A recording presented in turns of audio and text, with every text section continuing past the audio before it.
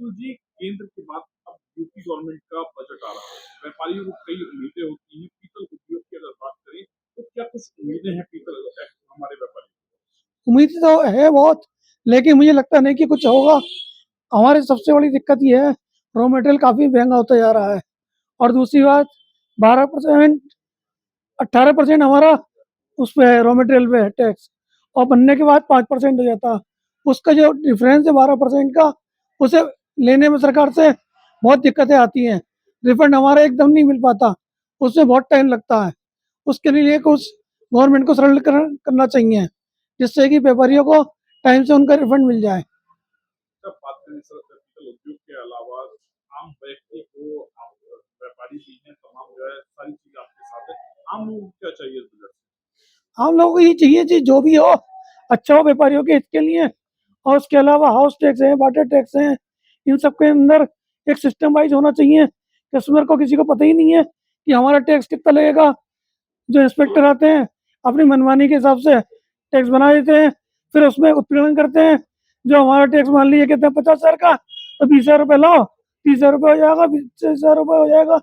ये सिस्टम को सरलीकरण होना चाहिए इसके लिए कुछ भी गवर्नमेंट से। भाई साहब, वास्तविकता तो ये है, मुरादाबाद वर्ल्ड फेम का सिटी है पीतल नगरी के नाम से। मगर अब जो आप गृह उद्योग के हिसाब से देखेंगे, गृह उद्योग डोमेस्टिक मार्केट में तो पीतल का व्यापार चला है, मगर इंटरनेशनल लेवल पे अगर आप देखें, इंटरनेशनल लेवल पे ब्रास ना के बराबर है। उसमें और मेटल्स ने कोऑर्डिनेशन कॉन्स्टिट्यूशन कराया। भाई मेन बात ये जैसे स्टील हो गया, आपका आयरन हो गया, वुड का इस समय एक्सपोर्ट बहुत ज्यादा चल रहा है। पीतल तो इस समय इंटरनेशनल लेवल बहुत कम है, सबसे ज्यादा पीतल चला है डोमेस्टिक मार्केट पे। पर हमारी सरकार से गुहार यही है कि सरकार इस पर थोड़ा टैक्स में रिबेट दे, और बिजनेस को डोमेस्टिक और इंटरनेशनल लेवल को प्रमोट करने के लिए हमें कई चीजों में सब्सिडी दे, चाहे इनकम टैक्स के लेवल पे हो, चाहे इलेक्ट्रिसिटी पे सब्सिडी दे। और सपोज जैसे कोई लोग बड़ी इंडस्ट्री लगाना चाहते हैं, बड़ी इंडस्ट्रीज में अगर कोई आदमी लैंड परचेज करना चाहता है, तो लैंड परचेज करने सर्किल रेट इतने हाई है, तो सर्किल रेट में कुछ हमें रिबेट मिले, जिसमें रजिस्ट्री वगैरह के स्टाम्प उसमें थोड़ा सा हमें सब्सिडी मिले, जिससे हम एक्सपोर्ट में या डोमेस्टिक मार्केट में थोड़ा सा कंपटीशन में बीट कर सकें कंपटीशन को। देखिए, व्यापारियों को केंद्र सरकार से जो उम्मीद थी वो उम्मीद पे खरा नहीं उतर पाई, लेकिन हमें उम्मीद है कल उत्तर प्रदेश सरकार का जो ये बजट आ रहा है, इसमें व्यापारियों को कुछ राहत मिलेगी। खास तौर से जो मुरादाबाद के अंदर की अगर मैं बात कहूँ, इस समय टैक्स के मामले में वाटर टैक्स, हाउस टैक्स, व्यापारी बहुत परेशान है, बहुत उलझा हुआ है। ये कर वो कर, जब वाटर टैक्स, जब व्यापारी की दुकान में पानी नहीं आता, व्यापारी को पानी की जरूरत नहीं, तो उस पर वाटर टैक्स क्यों लगाया जाता है?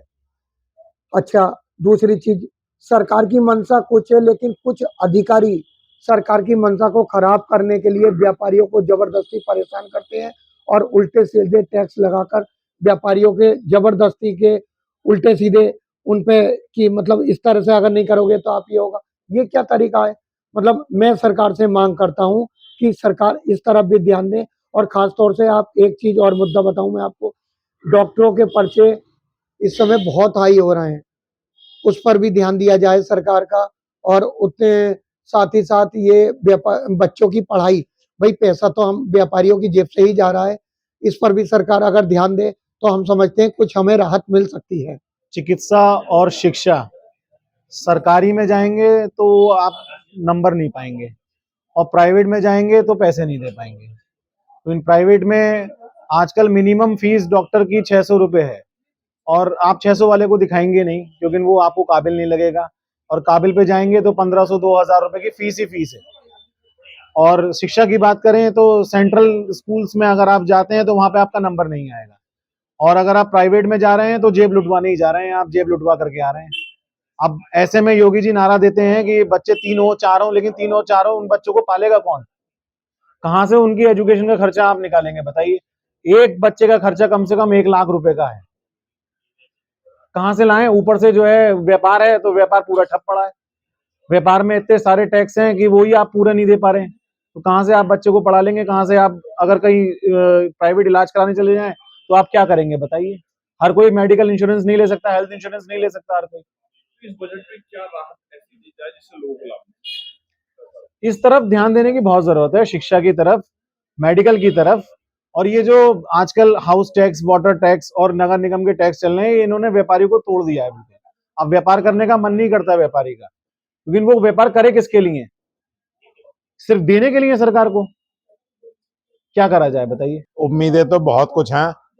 जो स्टेट गवर्नमेंट का मेन काम है सड़क, सफाई और दवाई, तीनों चीजों में अभी बहुत सुधार की जरूरत है। सड़कें हमारे, अगर आप जाइए, नई से नई कॉलोनी की सड़कें ऐसी हो रही हैं टूटी हुई, जिस पर अभी ध्यान मेंटेनेंस बनी जा रहा है। जिसमें पाइपलाइन के लिए सड़क बिकती है, तोड़ते हैं तो पता लगा अगले महीने वो सीवर लाइन के लिए आ गए।